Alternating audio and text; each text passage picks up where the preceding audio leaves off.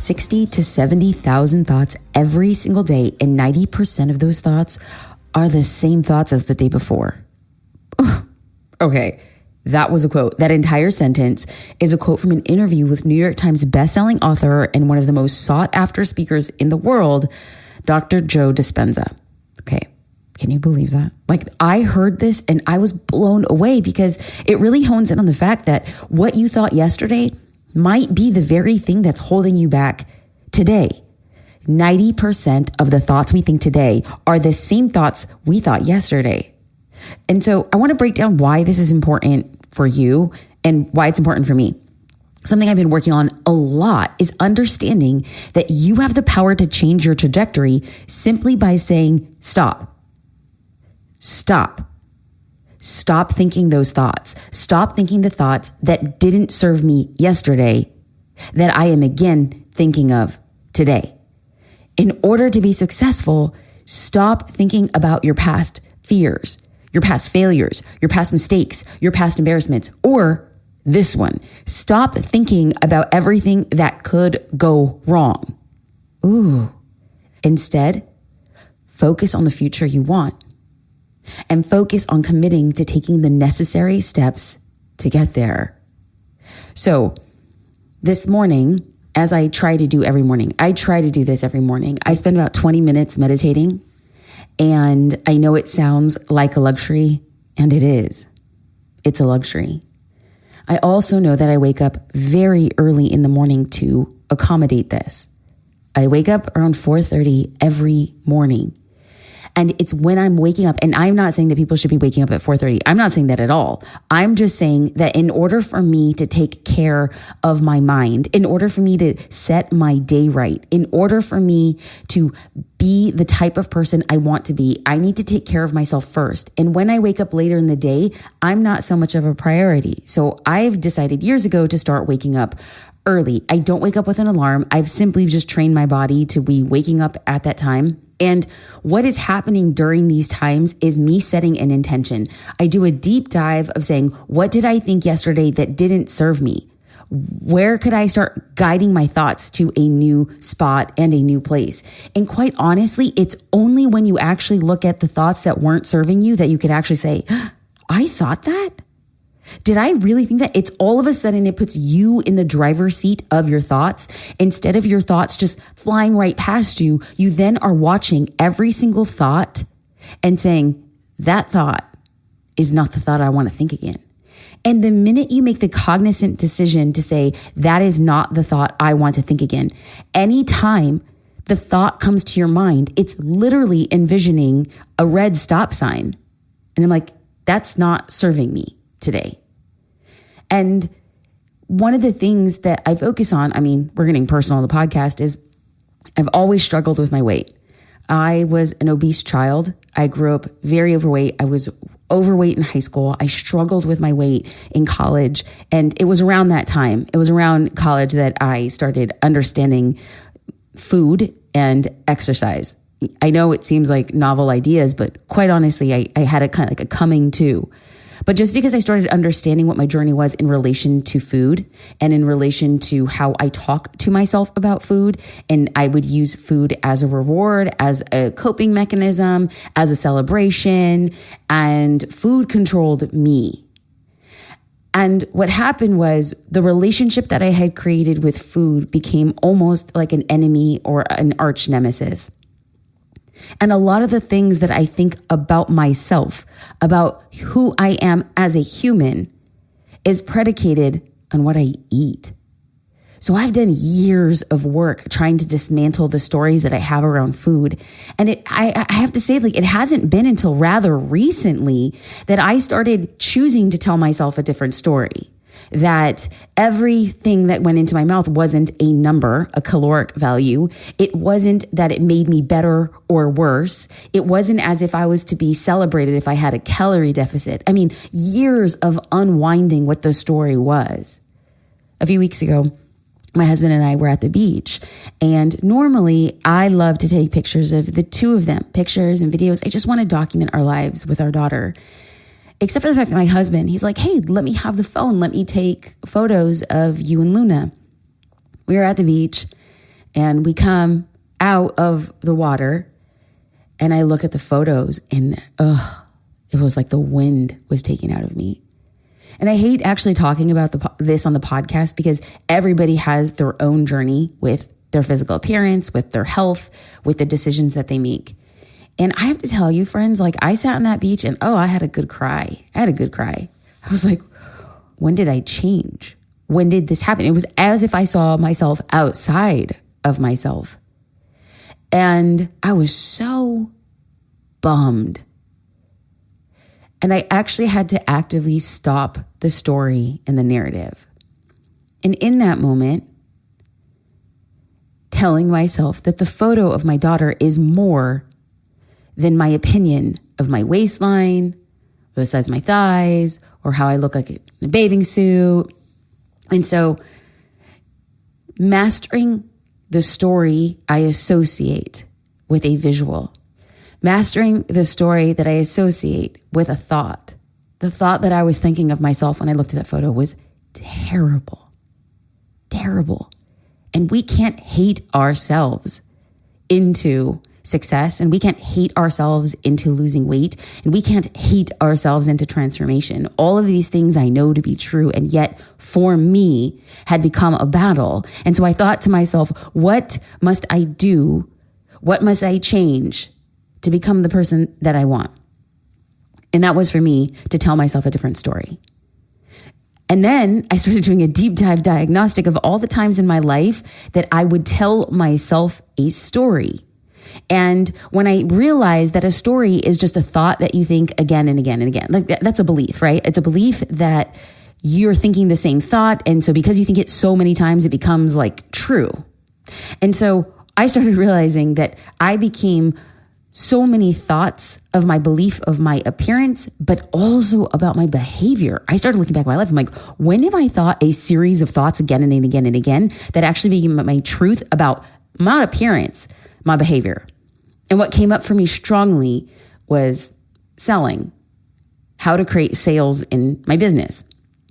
And then I'm listening and reading articles about Dr. Joe Dispenza and talking about these 60 to 70,000 thoughts a day. And 90% of them are thoughts that we thought yesterday. And I thought to myself, dang, I'm not in a good situation because the thoughts that I thought yesterday are really negative. And they're not negative about anybody else. They're only negative about myself. I have to tell you, friends, that I am the kind of person that if I ever saw somebody in public degrade or be mean or say something awful to somebody else, I would be that person. I would jump in and be like, excuse me, we do not speak to anybody else this way. I would be that crazy girl. Like I would be the person that they profile, like what are those shows like 2020 or like Dateline? It's like the hidden cameras. It's like the woman who went crazy in a cafe. I'm like, yeah, that would be me. I'd be like, excuse me, we do not talk to humans this way. And for years, I was allowing myself to speak to myself the way that I would never allow another human to speak to another human. And yet I thought it was okay. Like I'm going to beat myself into doing the thing that I want. I'm going to beat myself into dieting the right way. I'm going to beat myself into getting sales. I'm going to beat myself into having conversations around marketing my business. And I'm like, whoa, how's that been working out for you? Not great. Not great. The biggest transformations, the biggest growth in my business came on the back of doing a deep dive diagnostic of being, what are the stories I'm telling myself and how do I change them? So when we start talking about this, I understand that this is probably not what you want to hear. Like, I know that you probably came to the podcast and be like, Jasmine, I don't really want to hear about these negative thoughts. I don't really want to hear that these thoughts are on repeat. And I'm like, well, if I could save you anytime, I've been committed. I've been committed to sharing my journey with people. And if it resonates, awesome. And if it doesn't equally as awesome, I'm like, I'm going to clap you up. But I've always maintained that I want to help other people build a business. That's my goal. That's my why. It's like building a business transforms lives, families, communities, legacies. I love it. So if I'm here to help you build a business, and I believe that building a good business is much better off when your mind is right and your heart is right and your soul is right, and then you could just do the work. I've come to believe that the biggest transformation I had in my business was when I changed my mindset around sales. And the biggest transformation I had in a personal capacity was when I changed my mindset around food. And I believe that when you change your mindset around anything you want to change in your life, game over. your mind determines your reality. And if we are in control of our mind and being cognizant of the thoughts we're thinking and the decisions we get to make based on those thoughts, we become entirely different people. Your mindset is the most powerful tool that you own, because everything that will determine whether or not you reach your goals, whether your goal is losing 100 pounds, earning a PhD, running a marathon, or building a wildly profitable business. Without that right mindset, you will unknowingly focus on fear, doubt, and negative assumptions, and then your results are going to fall flat. Now, here's one thing that I want to point out. Most people don't wake up and be like, I'm destined to be a failure today. Not really. Most people don't wake up and be like, I'm destined to eat 5,000 calories today. No. There are things in our mind that we unknowingly focus on. We unknowingly focus on fear, doubt, and negative assumptions. And those are the things that sabotage our efforts. Now, with the right mindset, you can confidently take action. You could be more productive than ever. No matter what comes your way, you can build the business of your dreams or do what you want when you are in control of what your mind is saying. But what if you don't know if you have the right mindset, right? Like, how can you ensure that your mindset is working for you and not against you? How can you become aware? How can you build a courageous and resilient mind to achieve everything you set out to do? Well, I don't have the answer, but I'm willing to share my experience. We're about to deep dive into discovering what's holding you back, perhaps. And then we're going to talk about the top 3 misconceptions business owners have around selling on social media so that those thoughts don't hold you back any longer. So to begin, I want to make sure we're on the same page. A misconception is a common view or opinion that is incorrect because it's based on faulty thinking or understanding. That's it. I'm like, let's first define what a misconception is. It's a common view that is incorrect based on faulty thinking or understanding. So in other words, like, here's my hood version. You could have the best plan, an unlimited amount of time, and the desire to succeed. But if you take action based on fear or doubt, then you won't achieve the results that you're striving for. But why would anyone, especially someone who wants to start growing their business, why would somebody like that allow fear or doubt or negative assumptions to dictate their actions? Because they are unknowingly accepting certain misconceptions as truth. Remember what a misconception was?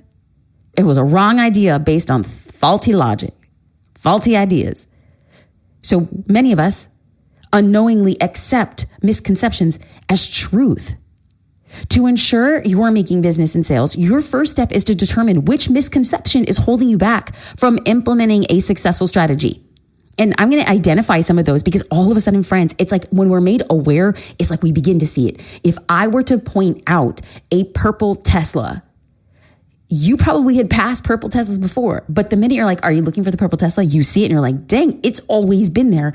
I was unaware. That, my friends, is a disguised misconception. And then for each of those misconceptions, we're going to flip the script, meaning we're going to choose to tell ourselves a different story than what we're used to. All right. So let's dive in. We're going to go into 3 misconceptions. Misconception number 1, social media is a magic pill and my business will get results in very little time.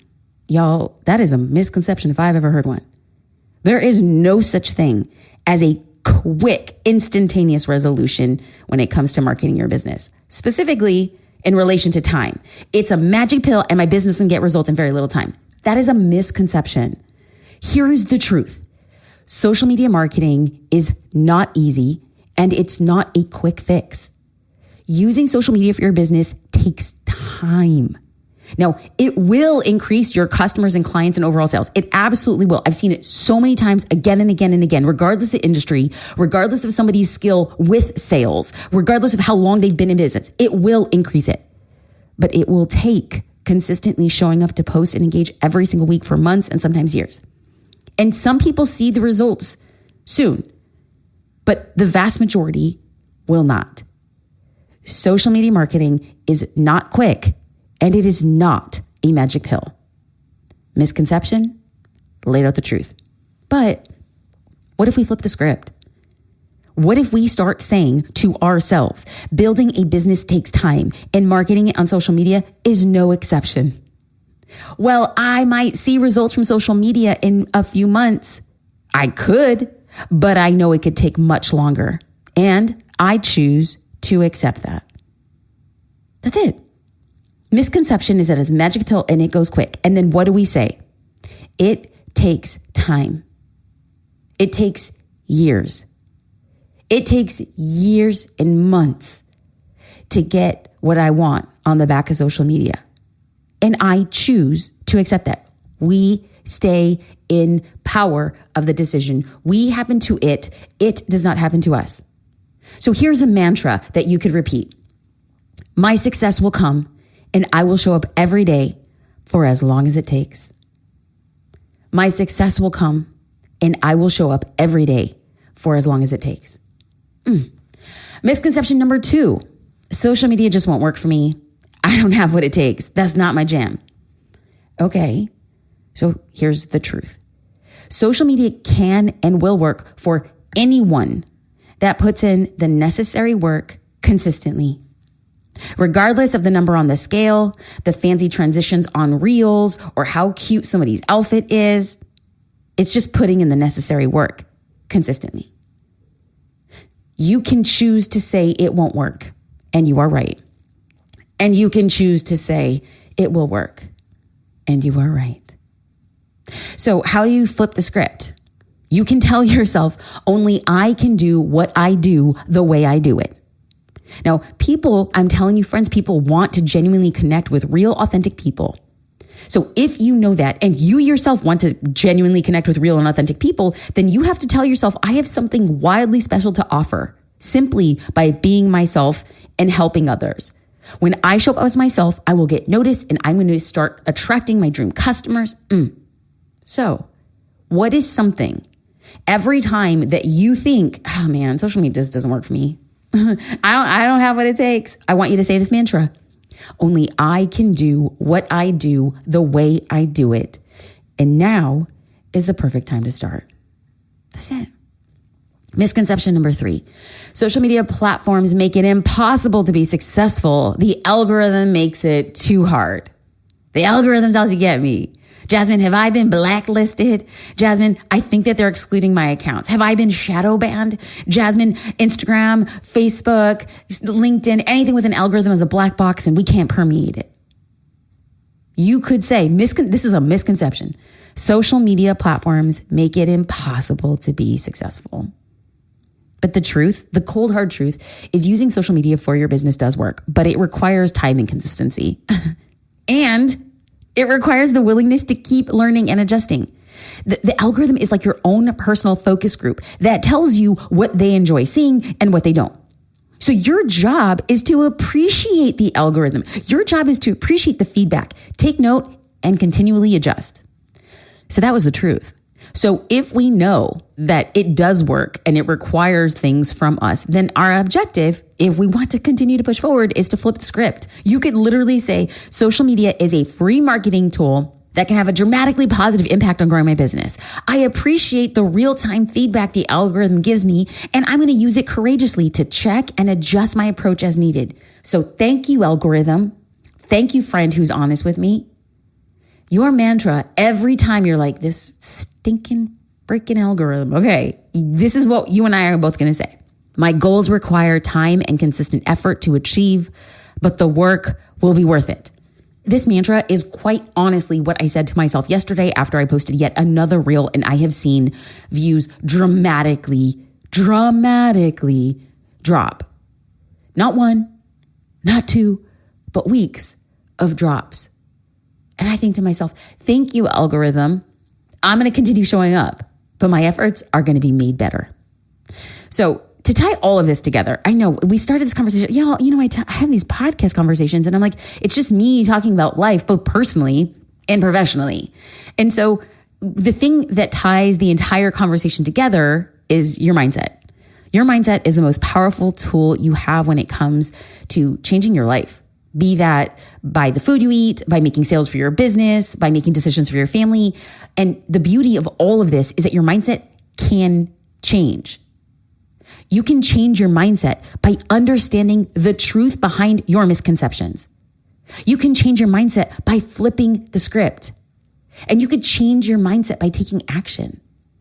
The foundation of your success isn't found, it's built. You build the foundation. You don't find it. And it's built on the back of courage and productivity and resilience. And your foundation is not built overnight. And your foundation is not built by being the best, whatever the best is. It's totally subjective. And your foundation is not built by achieving perfection. Your success is a direct result of the actions you are willing to take. So if they are a direct result of action, why do we hesitate? My question to you is, why are we not hungry to get to work? Because the results will come on the back of work. Might not look like we had hoped. Might take much longer than we had anticipated. But it's time to get to work. So I want you to ignore the lies that say, oh, social media should be easy. It's too late. It won't work for you. Do all the things in all the ways without having a strategy and just be cute. No. You're there with intention. I want you to relentlessly focus on what's possible and start building the life that you want. And remember, success on social media, in life, in business, it is not reserved for a special group of people. It is not reserved for those who are perceived as the best. Success is not reserved for anyone. Success is built by the people who show up, by the people who roll up their sleeves, and by the people who get to work. There are literally tens of thousands of small business owners who are building a successful business. They might not be every person you see on your Instagram feed or on your LinkedIn profile. They might not be perceived social media superstars. They might not look like the millionaires in their private jets, but dang, they are living a good life. Imagine owning a home, living by your family, having a small lake house as an investment, choosing or not to send your children to a private school, having 2-week vacations a year, enjoying what they do on the back of what? Work, doing what needs to get done. If you're ready to get to work and you want to start making massive shifts in your business to make sales so that you can build a life that you love on your terms, I'm going to be diving deep in this topic. I love it. I love the idea that I used to think that sales was a dirty word, and now I feel that sales is a place of power. I'm not asking anybody for anything. I am making an offer and leaving the decision to them. I don't feel embarrassed or bamboozled. I don't feel like I'm at a disadvantage. I now stand in a place of power, and I love talking to business owners about that transformation. Nothing about my business and nothing about who I was changed, with the exception of changing the way my mind saw, changing the way that my mind approached, changing the way that my mindset was affecting the way that I showed up in the world and made a very clear offer for a sale. I am teaching a free class called How to Create an Instagram Sales Machine.